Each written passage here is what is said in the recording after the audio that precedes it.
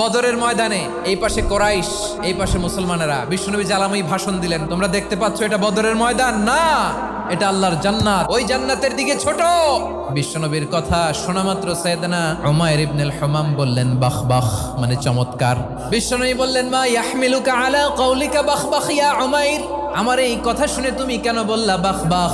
ইয়া রাসূলুল্লাহ, আপনার এই কথা শুনে আমি বড্ড খুশি হয়েছি, আর আমি প্রত্যাশা করছি আমি যদি ওই জান্নাতের মালিক হতে পারি তাহলে কতই না ভালো হতো। সুবহানাল্লাহ বলেন। বিশ্বনবী বললেন উমাইর আনতা মিন আহলিহা, তুমি ওই জান্নাতের অধিবাসী, তুমি জান্নাতি। উমাইর চিন্তা করলেন আমি জান্নাতি, নবীর মুখ দিয়ে যখন বেরোইছে ওই জান্নাতে তো আমার ঢুকতেই হবে, কিন্তু হাতে 3টা খেজুর খেয়ে যদি জেহাদের ময়দানে যাই তাহলে জান্নাতে যেতে তো দেরি হয়ে যাবে।